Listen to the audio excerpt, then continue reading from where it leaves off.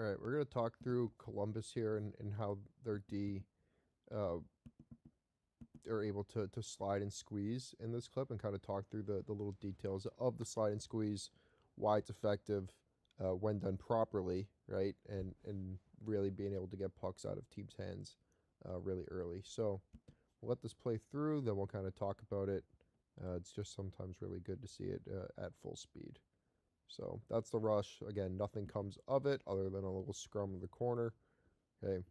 But we see one, we waste a bad dead angle shot here, right? Not the point of the clip. And now we end up in a 3-on-2.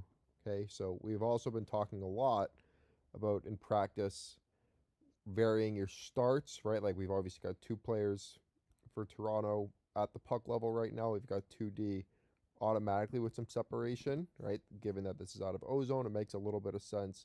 Like to see them build some gap in early, but at least they kind of do. They get down and at least into the middle, and now we've got late speed developing underneath this puck right here, right? Beating their checks up ice, trying to be develop as that late speed, right? So now as we watch this again, we want the D to come down and in, but at the very least, they both do it, in my opinion, a really good job of defending the middle of the ice early, right? What that does is it either flushes teams up the wall, or walls, I should say, okay, or it's going to stunt their speed in the middle of the rink, okay?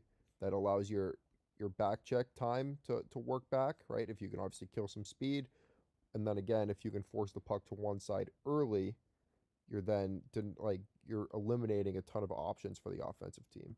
Okay, so we stunt a little bit of speed, allow our back check to come back. Now, as we stunt that speed, we need to do a really good job of controlling our speed as defensemen to making sure that we're not now losing gap. Okay, which I'd argue that they do an okay job of. But now that our back check does get beat up ice, they're able to hit that speed underneath. So now we've naturally lost a little bit of gap on this puck. But again, it's because we had to gap early here. And now if they move this puck back, we would naturally lose gap on the puck here, right? It's just kind of math and geometry. But what I really like about how Severson plays this is he is managing his speed really well right here while not giving up middle ice, right? A lot of times defensemen will work out to hold some gap, okay, but that actually just would expose the middle of the rink, right? So I think he does a great job of just managing his speed, working still kind of within that center circle, right? If he cheats, this allows Ekman Larson to enter middle, right? But he holds his middle ice and really baits that kick out back to the outside, right? We want to get this puck outside as quickly as possible. As defensemen, hey, it makes it the least dangerous entry when it's on that outside, and it makes it really predictable for us. Like, watch his timing and his anticipation on this pass to go and close, right? By the time Michelli catches this, he's already closing, and he has unbelievable stick detail, right?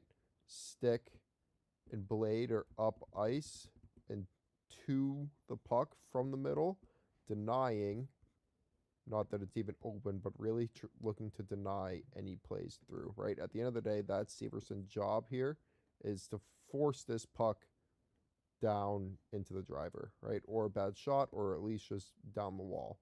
Okay, that is his job as the strong side D, which I'd argue that he does a tremendous job in executing, right? Now his goal is, could he be even higher and tighter early? So now his feet are actually potentially like through here where his stick is, and now his stick can be more on puck, okay? That's about 95% of the way there, but his stick is unbelievable, where oftentimes you'll see guys close with their stick this way, exposing plays back through the middle. He has a great stick here. So now I want to talk through his partner, okay, as the weak side D. We talked about Severson not drifting to the outside. Watch how Fabro starts to drift to defend this pass to the outside.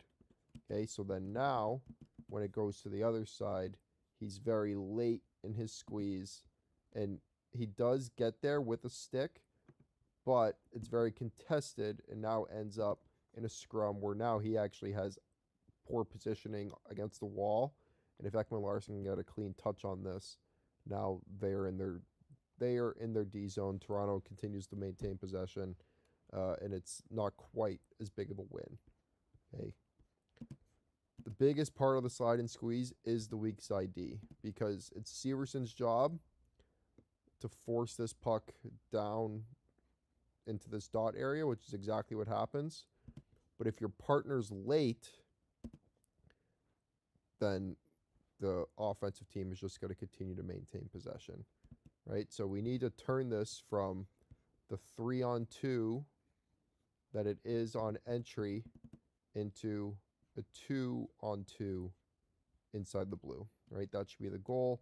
You can already see that the Columbus back check is communicating that he's going to go take that wide option, which is exactly where he goes, right? That's exactly what needs to happen here. It's Severson's job not to allow any passes through the middle or back to this fourth player, and it's Fabro's job in this instance to be right underneath the hands of Ekman Larson, the driver here, right? But he hesitates. He waits for that pass to happen instead of being urgent and early. So as Severson goes, he should already be coming across to get underneath Ekman Larson, so that now as this puck comes, this should be automatic clean first touch. He should be already inside the hands of Ekman Larson. This should be our puck, and then we can either take the net or we can cut right up looking to play fast. Okay, those could obviously be his couple options. He would have close support with Coyle to 2-on-1 this player down here, and really Columbus would be out of the zone really quickly. So again, a nothing clip. Just really wanted to talk through the details of the slide and squeeze, and again how when it's very well executed, it's basically impossible to create much against it. But even if the slightest details are off, it's a tough way to becomes a lot easier for the offensive team to, at the very least, maintain offensive zone possession, right? But still be able to potentially create some scoring chances.